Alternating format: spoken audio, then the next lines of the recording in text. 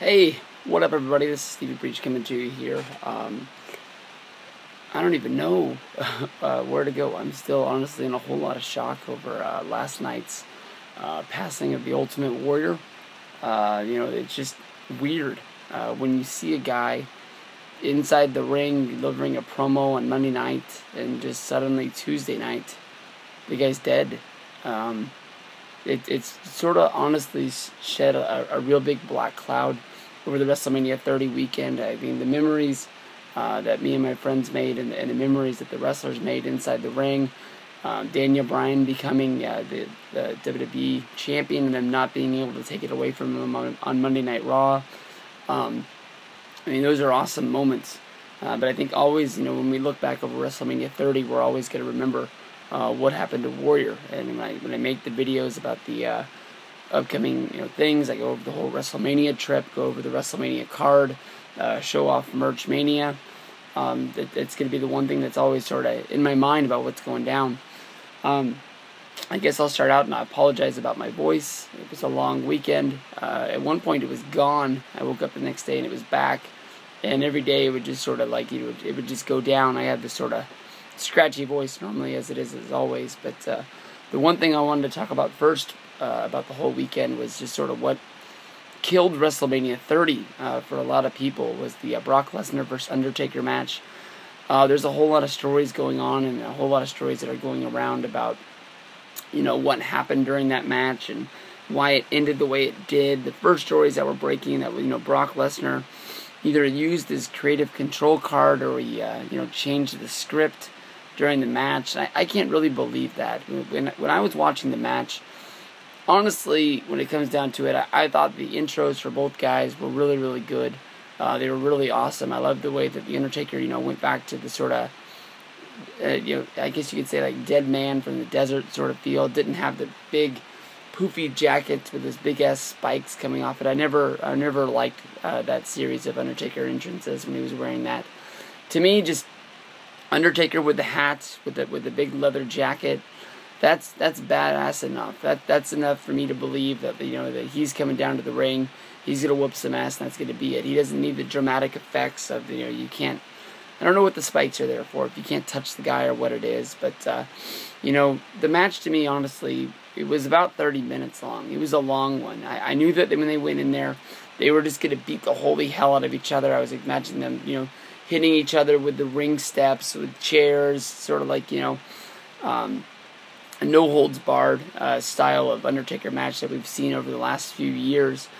Sort of maybe, going around the fact that, Undertaker couldn't really wrestle a wrestling-style match. We haven't seen that from him in a real long time. He's getting older, and honestly, into this match real fast. You could tell that Taker was blown up. He just really wasn't the Undertaker of the past. But still, I was watching the match. I was looking at my phone. I had tweeted out a joke that the Undertaker was 31-1, 21-1. And I tweeted out another one that said, "Spoiler alert, the Undertaker wins this match." And somebody was going back and forth with me, saying that I was going to say he was going to win next year and the year after that. So that was, halfway into this match. I think everybody in the place knew that Undertaker was going to win this match. That not to really invest a whole lot in there. I was waiting for really the spot fest to really get going when they started doing the tombstones and the F5s. But still, when it came down to it, and they did the 1, 2, 3 after Brock hit the F5 on Taker, just the gasp that was in there, I just couldn't believe it. I mean, that was just they really beat the guy. I know that there's a whole lot out there. You can look at now, CM Punk's not there. But to me, honestly, Brock Lesnar beating the streak is really a real big surprise. I know people have said that Undertaker wanted Lesnar to be the guy that beat the streak 3 years ago when they were trying to get that WrestleMania 27 match going.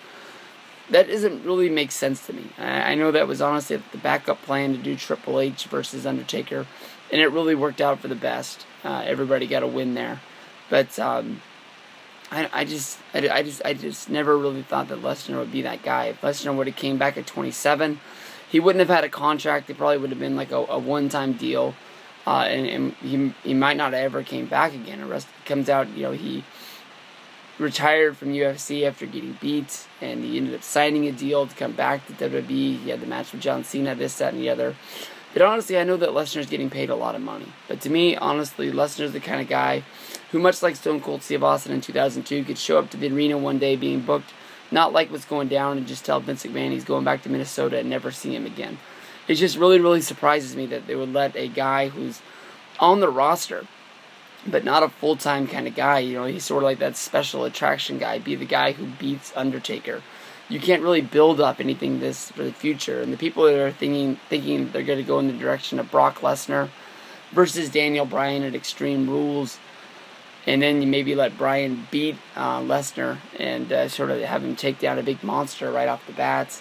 I don't really see that match happening at all. When I watched it, I felt like maybe Taker had told Brock to do the F5, and then when he did it, you know, they just went 1, 2, 3, and Taker never kicked out, knowing that it was time for him to go. He just wasn't going to be able to do it anymore and do whatever. I mean, look at the referee.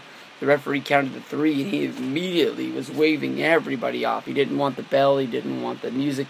He didn't want to be the guy who it came down to messed up. I think we're probably going to have... I don't know if we'll ever get a real interview with The Undertaker. It'd be nice to get a DVD going over his career that hopefully he was involved in. A little bit of hope is by looking at the Triple H DVD, where he did do an interview for that. But, you know, we might not ever really find out. But a part of me thinks that maybe Heyman might spill the beans. I know that Meltzer has talked to Lesnar in the past, but he sort of makes it seem like they don't have the best relationship in the world when it comes down to doing interviews and things like that. Dave was trying to get the scoop on Brock going into UFC before the story broke, and you know, I think that Brock really didn't like that. You could go back and hear about that in past interviews when Dave's talked about it, but it really, to me, took the buzz out of WrestleMania. I was still pumped for Bryan. My section went crazy when they let off the confetti.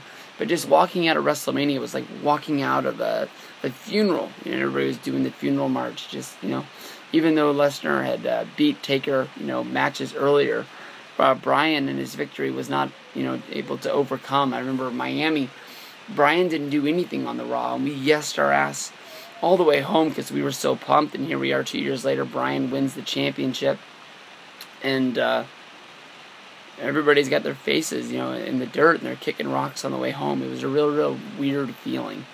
But someday down the road, we will see what this is all about, and we'll get the true stories, and we'll go from there. But 21-1, we might have saw, you know, Undertaker wrestle that last match for WWE.